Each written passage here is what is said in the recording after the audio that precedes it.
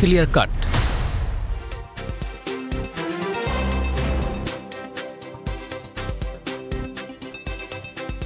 नमस्कार, मैं हूं रंजीत कुमार और आप देख रहे हैं क्लियर कट।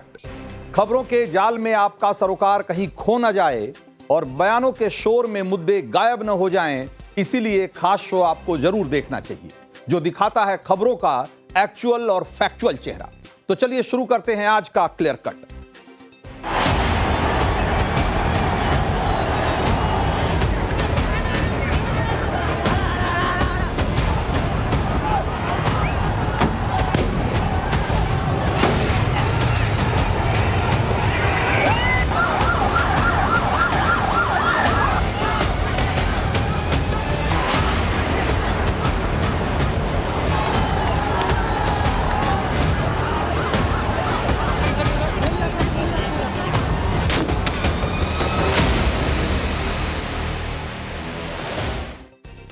तो आज दोपहर भारत का एक और पड़ोसी देश अचानक से सुलग उठा। देखते देखते प्रदर्शनकारियों ने नेपाल की संसद को चारों तरफ से घेर लिया। सुरक्षा घेरे को तोड़कर प्रदर्शनकारी नेपाल की संसद में घुस पड़े। सड़कों पर भयंकर हंगामा होने लगा और यह हंगामा देखते देखते उत्पात और उपद्रव में तब्दील हो गया। भारत के नजरिए से ये तस्वीरें इसलिए परेशान करने वाली थी क्योंकि इससे पहले पड़ोसी देश श्रीलंका से लेकर पिछले साल बांग्लादेश तक सब जगह इसी तरह की तस्वीरें दिखी, जहां प्रदर्शन की आग ऐसी भड़की कि पूरी सरकार और व्यवस्था उसमें स्वाहा हो गई। इसीलिए नेपाल से तस्वीरें सामने आते ही चिंता दिखी कि कहीं एक और पड़ोसी नेपाल भी अस्थिरता की तरफ तो नहीं बढ़ रहा है। और प्रदर्शन की इन तस्वीरों को जरा गौर से देखिए। इस भीड़ में शायद ही आपको कोई प्रदर्शनकारी 25 साल से उम्र की ज्यादा का दिखे। ये नेपाल की वो नई युवा पीढ़ी है जिसे जेन जी कहा जाता है, जेन जी जनरेशन, यानी वो नौजवान जिनका जन्म 1998 से 2012 के बीच हुआ है। ये नौजवान नेपाल में सोशल मीडिया पर बैन लगाए जाने की वजह से बौखलाए हुए हैं और इनका ये प्रोटेस्ट कितना खतरनाक था ये तस्वीरें बताने के लिए ये काफ़ी। गुस्साए नौजवानों की भीड़ नेपाल की संसद में घुसकर तोड़फोड़ करने पर उतारू थी और उन्हें पीछे धकेलने के लिए नेपाली पुलिस के साथ साथ आर्मी के जवानों को भी मोर्चा संभालना पड़ा। सुरक्षा बलों के सामने युवा दीवार बनकर खड़े हो गए। सामने से गोलियां चल रही थी, फिर भी नेपाली युवा पीछे हटने को तैयार नहीं थे। इनसे निपटने के लिए काठमांडू में कर्फ्यू लगा दिया गया। आनन फानन में नेपाल सरकार को इमरजेंसी मीटिंग बुलानी पड़ गई।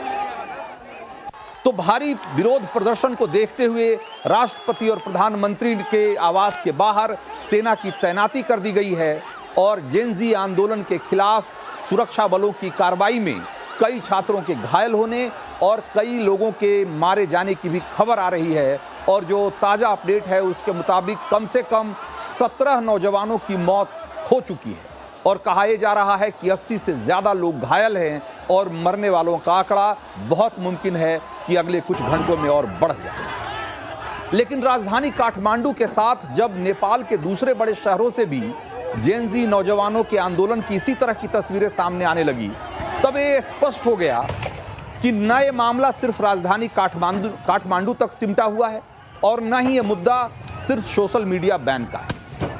हाथों में सरकार विरोधी बैनर पोस्टर लेकर यूथ ब्रिगेड नेपाल के पोखरा में भी निकला, वीरगंज में भी सड़क पर उतरा और विराटनगर में भी रोड पर आया। इन छात्रों की जुबान पर सरकार विरोधी नारों के साथ साथ भ्रष्टाचार के खिलाफ जबरदस्त आक्रोश था। आप इन प्रदर्शनकारी छात्रों के कुछ नारे सुनिए जरा, फिर आपको बताते हैं कि इस आंदोलन की जड़ें कितनी गहरी है और कहां कहां तक फैली हुई। तो गद्दी चोर देश छोड़, ये वो नारा है जो नेपाल की सड़कों पर गूंज रहा है। नेपाल की ओली सरकार के खिलाफ नौजवान गोलबंद हो रहे हैं। प्रदर्शनकारी छात्रों के हाथों में जो तख्तियां हैं उनको जरा पढ़िए। जेन जी अगेंस्ट करप्शन, यानी ये नेपाल की नई पीढ़ी का भ्रष्टाचार के खिलाफ हल्ला बोल भी है और इनके निशाने पर हैं नेपाल की ओली सरकार। अब सवाल उठता है कि सोशल मीडिया पर बैन के खिलाफ इस आंदोलन में भ्रष्टाचार का मुद्दा अचानक से कहां से आ गया? क्या सोशल मीडिया पर बैन भी करप्शन के खिलाफ उठती आ रही आवाजों को दबाने की साजिश है, जैसा कि कुछ नेपाली युवा दावा कर रहे हैं। और सबसे बड़ा सवाल ये कि क्या इस जेनजी आंदोलन के पीछे कोई और सूत्रधार भी है, जिसने नेपाल के स्कूली बच्चों और कॉलेज के युवाओं को इस भीड़ का हिस्सा बना दिया है और सरकार के खिलाफ इस गुस्से को भुनाने की कोशिश कर रहा है। इन सारे सवालों का जवाब जानेंगे, लेकिन सबसे पहले इसमें जो जेन जी वाला एंगल है उसको समझते हैं। तो जेन जी मोटे तौर पर यह माना जाता है कि साल 1998 से 2012 के बीच जो लोग पैदा हुए हैं, जो पीढ़ी एक तरीके से जिसने डिजिटल दुनिया को न सिर्फ पनपते देखा है बल्कि उसे ठीक से आजमाया भी है, यानी डिजिटल प्लेटफॉर्म्स और सोशल मीडिया से ये जो पीढ़ी सबसे ज्यादा मजबूती से कनेक्टेड है वो जेन जी पीढ़ी कहलाती है। तो क्या ये जेन जी सोशल मीडिया में इतने डूबे हैं कि इन्हें डिजिटल दुनिया से इतना लगाव है कि इसके लिए गोलियां खाने को भी तैयार है? नेपाल की इस जेन जी क्रांति को जानने समझने के लिए यह समझना होगा कि आखिरकार नेपाल सरकार को सोशल मीडिया से कैसी प्रॉब्लम। तो इसकी शुरुआत करीब 2 साल पहले हो गई थी, जब तत्कालीन प्रधानमंत्री पुष्पकमल दहल प्रचंड की सरकार ने नेपाल में टिकटॉक पर बैन लगा दिया था और सरकार का कहना था कि यह प्लेटफॉर्म सामाजिक सद्भाव बिगाड़ने की कोशिश कर रहा है। हालांकि जब केपी शर्मा ओली प्रधानमंत्री बने तो उनकी सरकार ने प्रचंड सरकार की ओर से टिकटॉक पर जो बैन लगाया गया था उसको हटा दिया, लेकिन ओली ने भी सत्ता संभालने के बाद सोशल मीडिया प्लेटफॉर्म को नेपाली कानून के दायरे में लाने की पूरी कोशिश की और इसके लिए हाल ही में सुप्रीम कोर्ट के आदेश का हवाला देते हुए सरकार ने सोशल मीडिया कंपनियों को रजिस्ट्रेशन कराने की एक समय सीमा उनके लिए निर्धारित कर दी थी। नेपाली सुप्रीम कोर्ट ने अपने फैसले में कहा था कि देशी और विदेशी सभी ऑनलाइन सोशल मीडिया प्लेटफॉर्म को नेपाल में अपना कामकाज करने से पहले संबंधित अथॉरिटी के पास अनिवार्य रूप से रजिस्ट्रेशन कराना होगा और इसी फैसले के आधार पर सभी सोशल मीडिया प्लेटफॉर्म को नेपाल में रजिस्ट्रेशन कराने के लिए 3 महीने का समय दिया गया था। शर्त यह भी थी कि सोशल मीडिया कंपनियों को नेपाल में अपना ऑफिस भी खोलना होगा और शिकायत सुनने वाले लोग रखने होंगे। इसमें यह भी प्रावधान था कि जो प्लेटफॉर्म रजिस्ट्रेशन नहीं कराएंगे उन्हें नेपाल में बंद किया जा सकता है। जब सरकार सोशल मीडिया कंपनियों का रजिस्ट्रेशन कराने में जुटी हुई थी, इसी बीच एक और मुद्दा नेपाल में उठ खड़ा हुआ। कुछ युवाओं ने टिकटॉक पर देश के बच्चों की लग्जरी लाइफ दिखाते हुए फोटो और वीडियो डालकर एक ट्रेंड शुरू किया, #नेपोकिड। इन युवाओं का कहना था कि जो नेता सत्ता में आते हैं उनके बच्चे कैसे लग्जरी लाइफ जीते हैं और वो देश के लिए काम नहीं करते बल्कि अपने बच्चों की लाइफ सेट करने में जुट जाते हैं। अभियान चलाने वालों में युवाओं से जो चलाने वाले लोग थे, उन्होंने युवाओं से अपील की कि वो देश में राजनीतिक भ्रष्टाचार के खिलाफ आंदोलन में जुड़ें और इसके लिए उन्होंने टिकटॉक समेत बाकी जो सोशल मीडिया प्लेटफॉर्म है उस पर भी लोगों को जुड़ने की अपील की। सोशल मीडिया पर ऐसे तमाम वीडियो और पोस्ट डाले जाने लगे जिसमें नेताओं के बच्चों की लग्जरी लाइफ और देश के दूर दराज के इलाकों में गरीबों की मुश्किल भरी जिंदगी की तुलना की जाने लगी। इसी बीच सरकार ने गुरुवार 4 अगस्त को देश भर में 20 से ज्यादा सोशल मीडिया प्लेटफॉर्म पर बैन लगा दिया, जिसमें कि फेसबुक, इंस्टाग्राम, यूट्यूब और जो दूसरे तमाम जो लोकप्रिय प्लेटफॉर्म हैं वो सब शामिल। और इसी फैसले ने एक तरीके से आग में घी का काम किया। जो नेपाली युवा पहले से ही नेताओं के भ्रष्टाचार और उनके बच्चों की लेविश लाइफ को देखकर नाराज थे, उनका गुस्सा और भड़क गया और आज हजारों की तादाद में युवा सड़कों पर उतर आए और देखते देखते एक शांतिपूर्ण प्रदर्शन ने हिंसक स्वरूप अख्तियार कर लिया। भन्दैमा यो आन्दोलन रुक्नेवाला छैन। हामी विदेशमा जाने छैनौँ, हामी स्वरोजगार हुनुपर्छ। यहाँ भएका तमाम आइटी व्यवसायहरूको व्यवसाय धराशायी भएको छ। दसैँको मुखमा, बहारको मुखमा जनतामाथि गोली हान्ने जुन सरकारले काम गरेको छ, यसलाई हामी न्यू जेनेरेसनको नयाँ आन्दोलन मात्रै होइन, अब न्यू जेनेरेसन जेन जी पछाडिको पुस्ताले पनि भोलिबाट यसलाई समर्थन गरेर यो संसद भवन र यो देशका यी पुराना पार्टीहरूलाई चाहिँ हामीले हराउनु पर्ने छ, हटाउनु पर्ने छ र नयाँ सुरुवात गर्नुपर्ने छ। र जय नेपाल। तो फेसबुक, इंस्टाग्राम जैसे ऐप पर सरकारी बैन के खिलाफ इस आंदोलन को बिल्कुल भी ऐसे नहीं देखा जाना चाहिए कि नेपाली युवाओं को तो किसी कीमत पर बस रील्स ही बनानी है और रील्स के चक्कर में वो कुछ भी करने को तैयार है। असल में इसके और भी बहुत सारे सीरियस एंगल हैं, जैसे कि जो नेपाली लोग फेसबुक या इंस्टाग्राम के जरिए सामान बेचते थे, जिसको आप कहते हैं सोशल मीडिया मार्केटिंग, तो बैन की वजह से उनका पूरा बिजनेस ठप हो गया। इसी तरीके से नेपाल में पर्यटन उद्योग भी बड़े पैमाने पर इसी सोशल मीडिया के भरोसे तेजी से आगे बढ़ रहा था। फिर यूट्यूब और गिटहब जैसे जो प्लेटफॉर्म थे, इनके नहीं चलने की वजह से बहुत सारे बच्चों की पढ़ाई में मुश्किलें आने लग गई थी। और सबसे बढ़कर व्हाट्सएप बैन होने की वजह से विदेश में रहने वाले लोगों से बातचीत करना बहुत मुश्किल हो गया था। और आप जैसा कि जानते हैं कि कितनी बड़ी संख्या में नेपाली अकेले हिंदुस्तान में रहते हैं, जो व्हाट्सएप के जरिए ही अपने परिवार से कनेक्टेड रहते हैं। उनके लिए कई मुश्किलें खड़ी हो गई। इस बार ओली सरकार ने कहते हुए टिकटॉक और वीवर पर बैन नहीं लगाया कि इन्होंने सरकार की बात मान ली है और सारे कंप्लायंसेस पूरे किए। इसीलिए इस बार आक्रोशित युवाओं ने टिकटॉक को ही मोबिलाइजेशन का एक टूल बना लिया, एक औजार बना लिया। जेन जी ने इसी प्लेटफॉर्म पर वीडियो डालकर आंदोलन शुरू किया और नेताओं के बच्चों की ऐश और आराम वाली जो तस्वीरें थी, वो उसकी तुलना लोगों की बेरोजगारी वगैरह से करते हुए ये लोगों से अपील करने लगे कि सरकारी भ्रष्टाचार के खिलाफ लोगों को गोलबंद होना चाहिए।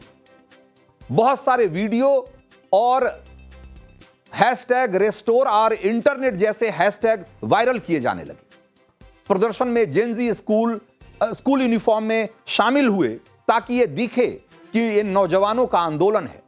28 साल से ऊपर के लोगों को प्रदर्शन में नहीं आने के लिए कहा गया था। इन्होंने सोशल मीडिया चालू करने, भ्रष्टाचार बंद करने, नौकरी और इंटरनेट एक्सेस बढ़ाने की डिमांड के साथ इस आंदोलन की शुरुआत की और जो कि देखते देखते आज एक हिंसक आंदोलन में तब्दील हो गया। टिकटॉक पर इन प्रदर्शनों के लाइव वीडियो लगातार दिखाए जा रहे थे ताकि पूरी दुनिया देख सके कि नेपाल के युवा क्या मांग कर रहे हैं। और अगर आंदोलन को साथ देने वाले जो बड़े चेहरों की अगर बात करें तो इसे नेपाल के कई सेलिब्रिटीज का भी साथ मिल रहा है। खुद काठमांडू के मेयर बालेन शाह इसके पक्ष में दिखाई दे रहे हैं और कुछ रिपोर्ट्स में यह भी दावा किया जा रहा है कि नेपाल में राजशाही का समर्थन करने वाले मशहूर नेता दुर्गा परसाई भी आंदोलनकारियों के साथ सड़क पर दिखाई दी। नेपाल की राष्ट्रीय स्वतंत्र पार्टी ने भी ये कहा है कि सोशल मीडिया ऐप्स पर बैन लगाना तानाशाही है। तो कुल मिलाकर अगर देखा जाए तो ये आंदोलन सिर्फ सोशल मीडिया के पर बैन को लेकर नहीं था। नई पीढ़ी आजादी, ईमानदारी, पारदर्शिता, स्वच्छता, शासन व्यवस्था और बेहतर भविष्य के लिए एक तरीके से आंदोलनरत है। और नेपाल का भविष्य बदलने के लिए अब जेन जी नौजवान सड़क पर उतरकर किसी भी हद तक जाने को तैयार दिख रहे हैं। तो क्लियर कट में अब रुख करते हैं अगली स्टोरी का और आपको यह दिखाते हैं कि कैसे जनता की गर्दन पकड़कर नेता लोग बाढ़ दर्शन करने में आजकल बिजी।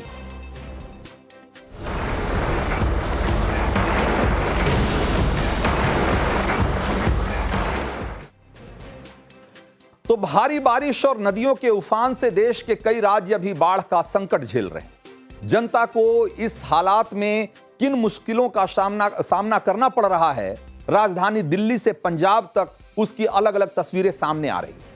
मदद और बचाव की गुहार के बीच कई नेता मौका निकालकर बाढ़ पीड़ित इलाकों में पहुंच रहे हैं और प्रधानमंत्री मोदी भी बाढ़ के हालात का जायजा लेने पंजाब जा रहे हैं। और इसी सिलसिले में बिहार के कटिहार में कांग्रेसी सांसद तारिक अनवर भी अपने क्षेत्र में पहुंचे थे और इस अंदाज में पहुंचे कि आने वाले कई दशकों तक सांसद महोदय का यह पहुंचना बाढ़ग्रस्त इलाकों में किसी नेता के पहुंचने के सबसे बीभत्स तरीकों में गिना जाएगा।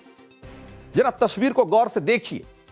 झक सफेद कुर्ता पैजामा और मैचिंग वाली सफेद टोपी, काला जूता जिसका सोल भी सफेद है। सांसद महोदय का लिबास तो छोड़िए, उनके जूते के सोल पर भी कीचड़ का लेस मात्र नहीं है। और कीचड़ लगेगा भी कैसे भाई? सांसद जी जनता की पीठ पर सवार होकर बाढ़ का निरीक्षण करने जो निकले, उनकी देह एक गरीब किसान के पीठ पर लदी हुई है। एक टांग उनके बॉडीगार्ड सिपाही के हाथ में और दूसरी टांग एक और किसान के हाथ में। एक गरीब आदमी की पीठ पर लदे जा रहे सांसद महोदय ऐसे खीसे निपोर रहे हैं जैसे मन ही मन इस बात पर प्रफुल्लित हो रहे हों कि हिंदुस्तान के बाढ़ग्रस्त इलाके का ऐसा दौरा किसी सांसद ने ना आज तक किया है और न कर पाएगा। और वाकई नहीं कर पाएगा भाई, क्योंकि बाढ़ से त्रस्त लोगों की पीठ पर इस कदर सवार होकर बाढ़ दर्शन करने के लिए जिस तरह की बेशर्मी की जरूरत होती है ना, वैसी बेहयाई बहुत विरले सांसदों और नेताओं में पाई जाती है। और सांसद महोदय की नजर देखिए जरा, उनकी नजर चारों तरफ बाढ़ से मची तबाही पर नहीं है, सड़क पर जमा कीचड़ और पानी पर गड़ी हुई। क्योंकि उन्हें मालूम है कि इस बाढ़ दौरे में उनका पांव शामिल नहीं है, बस यात्रा उनकी है। पांव तो बेचारी कमजोर जनता के ही हैं, क्या पता कहां फिसल जाए। राजनीति में कुर्ते पैजामे की सफेदी तो खैर सारे नेता बचाते हैं। तारिक अनवर साहब को अपने जूते के सोल की सफेदी भी कायम रखनी थी। इतनी सफाई से बाढ़ निरीक्षण करना किसी सामान्य नेता के बूते की बात नहीं है भाई। इसके लिए भी आपको तारिक अनवर होना होता है। इतनी सफाई के साथ बाढ़ दौरा करने के बावजूद बीजेपी तारिक अनवर से खुश नहीं है। बाढ़ निरीक्षण के नाम पर बाढ़ पीड़ितों के कंधे पर सवार होने को जनता का अपमान बता रही है। कांग्रेसी नेताओं की सामंती सोच ठहरा रही है। पूछ रही है कि जनसेवा है या जनसंपर्क का स्टंट, ये संवेदनशीलता है या संवेदनहीनता। चुनावी मौसम में बाढ़ निरीक्षण का दाव उल्टा पड़ जाएगा, ये तो न तारिक अनवर ने सोचा था और न कांग्रेस ने और न ही विपक्षी गठबंधन ने। ऐसे में गठबंधन के नेता सीरियसली डैमेज कंट्रोल में जुट गए। जनता के कंधे पर सवार होना क्यों सही था, इसके लिए नए नए तर्क दिए जा रहे हैं। जैसे कांग्रेस की तरफ से यह कहा गया कि बाढ़ निरीक्षण के दौरान तारिक अनवर की तबीयत बिगड़ गई थी, इसीलिए जनता ने उन्हें कंधे पर उठा लिया। आरजेडी ने भी रफ्फूगिरी की है, इसे सांसद महोदय के लिए जनता का प्यार बता दिया। सुनिए जरा। तो जनता का स्नेह प्यार है, अगर जनता ने कंधे पर उठा लिया तो विपक्ष क्यों परेशान? तो लेकिन सपा के सांसद वीरेंद्र सिंह ने जो कहा, उसने विपक्ष के पूरे नैरेटिव पे पानी फेर दिया। एक बार उनको भी सुन लीजिए लगे हाथ। सवाल ये था कि वहाँ की परिस्थिति क्या रही, और तारिक अनवर साहब 75 साल से ऊपर उनकी उम्र हो गई होगी, तो कुछ परिस्थितियाँ ऐसी रही होंगी जिसके कारण उन्होंने किया है, तो उसका जवाब वही दे सकते हैं।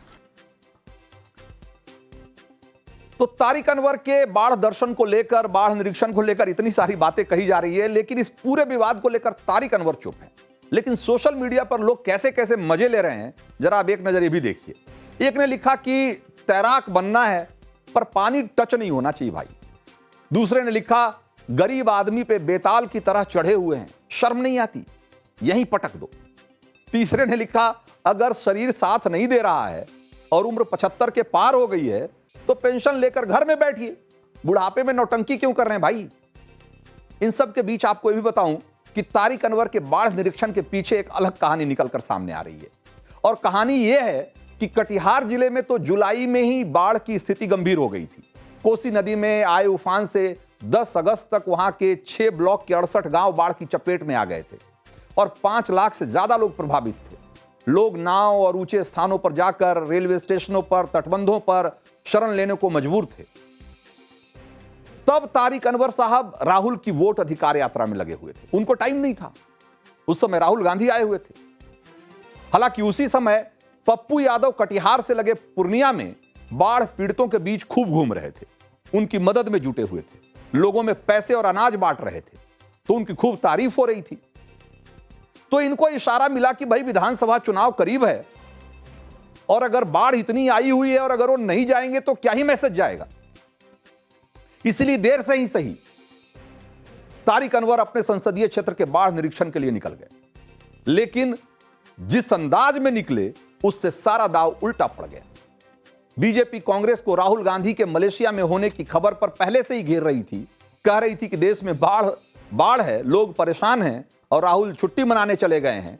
और अब तारिक अनवर का यह वीडियो आ गया फ्लड टूरिज्म वाला। हालांकि पलटवार में कांग्रेस 2016 का शिवराज सिंह चौहान का एक वीडियो दिखा रही है जिसमें वो तारिक अनवर की तरह ही वो भी बाढ़ निरीक्षण करने निकले थे, लेकिन अब इतने से बात नहीं बन रही। कहा जा रहा है कि कांग्रेसी सांसद महोदय का फ्लड टूरिज्म वाला जो वीडियो है वो चुनाव के ठीक पहले आया है और जनता उनके इस कारनामे से खुश होकर उनकी पार्टी को कहीं पीठ से पटक न दे। तो क्लियर कट में अब आपको यह बताते हैं कि क्या वाकई में विज्ञान की दुनिया में वो चमत्कार हो गया है और दुनिया को कैंसर की वैक्सीन मिल गई है।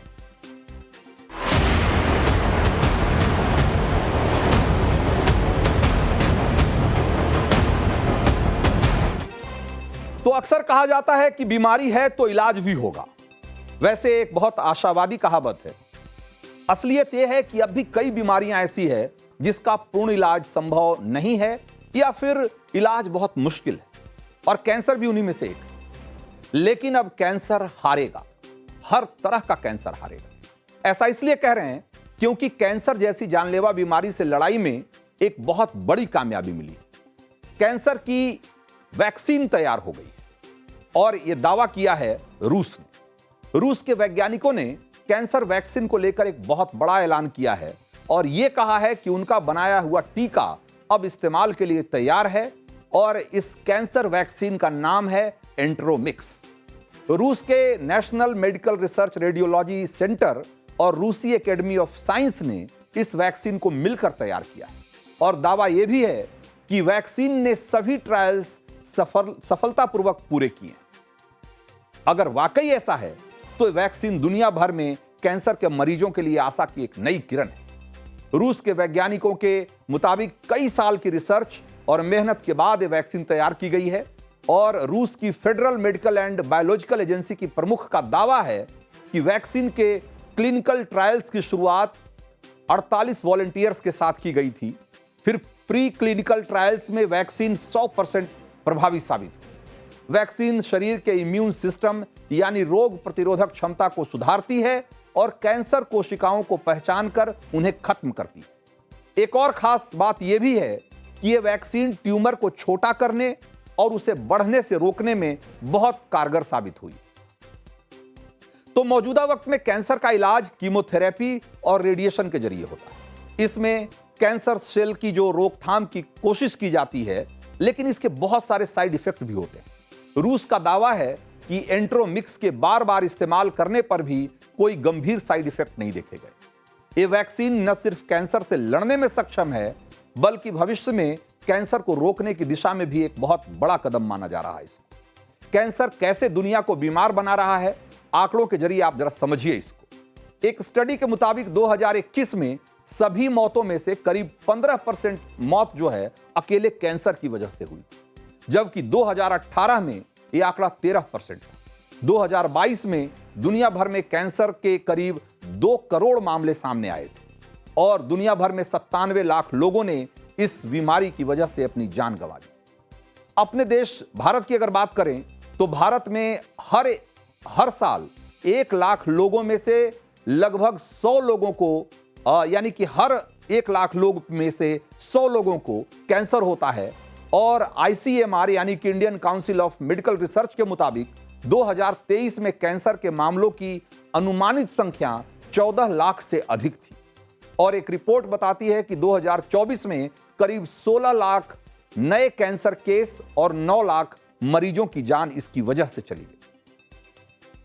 तो आंकड़ों से आप कैंसर की भयावहता का अंदाजा लगा सकते हैं, लेकिन यहां आपको यह भी जानना होगा कि कैंसर के इलाज की कोशिश अब से नहीं बल्कि दशकों से हो रही है और कई देश और कई मेडिकल कंपनियां इसको लेकर लगातार रिसर्च और ट्रायल कर रही।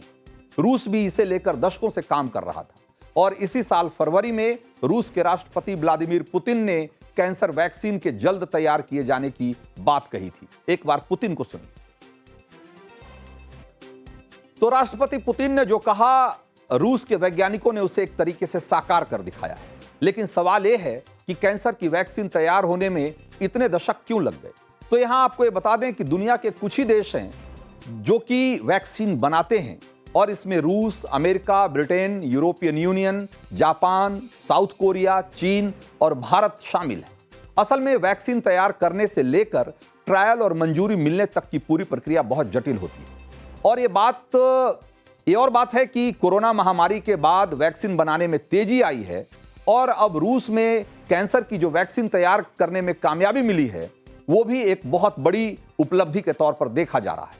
लेकिन सवाल अभी बाकी है कि क्या इस वैक्सीन को तुरंत लगवाया जा सकता है। अगर सब ठीक रहा तो वैक्सीन के भारत में कब तक आने की उम्मीद है। तो ये आपको बता दें कि अभी वैक्सीन के सिर्फ क्लिनिकल ट्रायल्स पूरे हुए हैं। ह्यूमन ट्रायल अगले महीने तक पूरा होने की उम्मीद है और उसके बाद रूस की सरकार से आधिकारिक मंजूरी लेनी होगी और मंजूरी मिलने के बाद एंटेरोमिक्स दुनिया की पहली कैंसर वैक्सीन बन सकती है। और माना जा रहा है कि वैक्सीन की एक डोज की कीमत करीब 3 लाख रूबल यानी कि भारतीय रुपए में 2.5 लाख के करीब हो सकती है। तो कुछ लोगों का दावा है कि रूस के वैक्सीन बनाने के दावे से पश्चिमी देशों में थोड़ी बेचैनी है और इसके पीछे वजह है कैंसर की दवाओं का एक बड़ा कारोबार जो कि इस वैक्सीन की वजह से जिसको धक्का लग सकता है। तर्क ये दिया जा रहा है कि वैक्सीन बन जाने से कैंसर की दवाओं के कारोबार पर बड़ा असर पड़ेगा। वैसे कारोबार कितना बड़ा है जरा एक नजर में इसको भी देखिए। तो 2023 में कैंसर की दवाओं का कारोबार दुनिया में 223 अरब डॉलर का था। 223 अरब डॉलर और जिसके 2028 तक 400 अरब डॉलर तक पहुंच जाने का अनुमान है। इस बाजार के 50 से 60% हिस्से पर अमेरिका और यूरोप की कंपनियों का कब्जा है। सिर्फ अमेरिकी कंपनियों की हिस्सेदारी 40%। 2023 में अमेरिका की मर्क कंपनी ने अपनी 47% कमाई कैंसर की दवाओं से की थी। ये कंपनी दुनिया के 80 से ज्यादा देशों में कैंसर की दवा बेचती। कैंसर की दवा बनाने वाली कंपनियों के लिए भारत भी एक बहुत बड़ा बाजार है और इसीलिए रूस के कैंसर वैक्सीन बनाने के दावे से भारत को भी बहुत राहत मिल सकती है। भारत में भी कैंसर के मरीजों के लिए रूस की ये जो वैक्सीन है वो आसानी से उपलब्ध हो सकती है क्योंकि भारत रूस के व्यापारिक और सामरिक रिश्ते काफी अच्छे हैं और अगर अपने देश में भी वैक्सीन के परिणाम सकारात्मक रहते हैं तो रूस के वैज्ञानिकों की एक खोज पूरी दुनिया के लिए कैंसर के इलाज का तरीका बदल देगी। अब एक और बड़ी बात, जानकारियों के मुताबिक ये एक mRNA वैक्सीन है। mRNA आधारित वैक्सीन है जो कि कैंसर रोगियों के लिए वरदान साबित हो सकती है। अब ये mRNA वैक्सीन क्या है जरा उसको समझिए।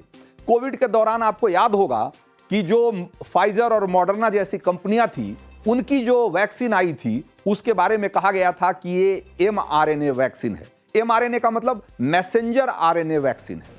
और मैसेंजर आरएनए क्या होता है? तो मैसेंजर आरएनए एक तरीके का ऐसा केमिकल है या मॉलिक्यूल है जो आपके बॉडी में पहुंचकर आपकी बॉडी को एक खास तरीके का प्रोटीन बनाने का निर्देश देता है। ये एक तरीके से इस तरह का एंटीबॉडी बनाने का निर्देश देता है जो कि रोगों से लड़ सके, उसकी पहचान करके उससे लड़ सके। और ये कहा जा रहा है कि ये जो इंटेरोमिक्स जो बनाई गई है जो वैक्सीन, इसके बारे में बताया जा रहा है कि ये mRNA तो है ही साथ ये पर्सनलाइज्ड वैक्सीन होगी। पर्सनलाइज्ड वैक्सीन का मतलब ये है कि जो मरीज होंगे, यहां पर एक बात और ध्यान रखना है कि ये वैक्सीन जरूर है लेकिन ये रोकथाम या कैंसर के प्रिवेंशन के लिए या कैंसर के रोकथाम के लिए नहीं बनाई गई। ये कैंसर के इलाज के लिए बनाई गई है। इसके जरिए कैंसर का इलाज किया जाएगा, न कि कैंसर की रोकथाम की जाएगी। और इलाज कैसे होगा? तो इलाज ऐसे होगा कि जो मैंने कहा कि ये पर्सनलाइज्ड वैक्सीन है, तो जिस आदमी को भी कैंसर का ट्यूमर होगा उसके ट्यूमर से निकाले गए आरएनए के जरिए ही इस वैक्सीन को डेवलप किया जाएगा और ये बिल्कुल उसके ट्यूमर को ध्यान में रखकर या उसके ट्यूमर को डिटेक्ट करके उसको नष्ट करने का निर्देश देने के लिए ही उसको खास तौर से तैयार किया जाएगा। और इसीलिए ये जो है एक बहुत बड़ी उपलब्धि इसको माना जा रहा है। इसमें एआई का जो इस्तेमाल किया गया है, आर्टिफिशियल इंटेलिजेंस का इस्तेमाल किया गया है, उसको भी एक बहुत बड़ी उपलब्धि माना गया है। क्योंकि पहले पर्सनलाइज्ड वैक्सीन बनाने में, मतलब किसी व्यक्ति के हिसाब से उसकी जरूरत के हिसाब से वैक्सीन बनाने में बहुत लंबा समय लग जाता था, कई महीने लग जाते थे, क्योंकि उसके पूरे आरएनए की सीक्वेंसिंग वगैरह देखनी पड़ती थी और वो बहुत ही टाइम कंज्यूमिंग काम था, उसमें बहुत समय लगता था। लेकिन एआई के इस्तेमाल से अब इस काम को आधे घंटे से 1 घंटे के भीतर किया जा सकता है और पर्सनलाइज्ड वैक्सीन बनाना बहुत आसान हो गया है। और इसीलिए कहा जा रहा है कि ये जो mRNA वैक्सीन है, जब किसी व्यक्ति के ट्यूमर से एक सेल निकालकर उसका आरएनए लेकर उसको मैसेंजर आरएनए में तब्दील करके उसको वैक्सीन के तौर पर उसके बॉडी में डाला जाएगा, तो उसके बॉडी में जाकर ये जो mRNA है उसके शरीर को एक खास तरह का प्रोटीन बनाने का निर्देश देगा और या यूं समझिए कि एक खास तरह का एंटीबॉडी बनाने का निर्देश देगा और वो एंटीबॉडी ट्यूमर के सेल्स की पहचान करके उसको खत्म करेगा और इस तरीके से जो ट्यूमर है वो भी धीरे धीरे खत्म होगा और कैंसर के प्रति जो उसके शरीर में जो प्रतिरोधक क्षमता है वो ज्यादा बढ़ जाएगी। तो इस तरीके से इस mRNA वैक्सीन को तैयार किया गया है और इसमें एक महत्वपूर्ण बात यह है कि इस वैक्सीन को लेकर पुतिन सरकार या यूं कहें कि रूस की सरकार का कॉन्फिडेंस कितना ज्यादा है कि उन्होंने कहा है कि इसी साल से रूस के मरीजों को ये वैक्सीन मुफ्त में लगाई जाने लगेगी और इसके लिए उनको कोई पैसा नहीं देना पड़ेगा।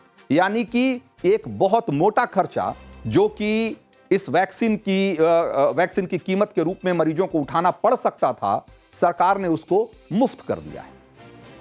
तो ये सारी वजह है जिसके कारण इस वैक्सीन को एक तरीके से कैंसर के खिलाफ लड़ाई में एक बहुत बड़ा हथियार और एक बहुत बड़ा ब्रेक थ्रू माना जा रहा है। तो क्लियर कट में अब आगे बढ़ते हैं और इजराइल की धार्मिक राजधानी कहे जाने वाले शहर यरूशलेम में आज एक जो बड़ा आतंकी हमला हुआ है उससे जुड़ी हुई खबर आपको बताते हैं। तो हमला यरूशलेम के रामोट जंक्शन बस स्टॉप पर हुआ, जो भीड़ भाड़ का इलाका है, और यात्रियों के वेश में 2 हमलावर एक बस में घुसे और फिर यहूदी नागरिकों पर अंधाधुंध फायरिंग शुरू कर दी। गोलीबारी में 5 लोगों की मौत की खबर है जबकि 15 लोग घायल बताए जा रहे हैं। तो सीसीटीवी फुटेज में वहां मची अफरा तफरी साफ साफ दिखाई दे रही है। दर्जनों लोग बस स्टॉप से भागते हुए दिखाई दे रहे हैं और वहां गोलियों की तड़तड़ाहट की गूंज लगातार सुनाई पड़ रही है और लोग घायल होकर सड़क और फुटपाथ पर बेहोश पड़े दिखाई दे रहे हैं।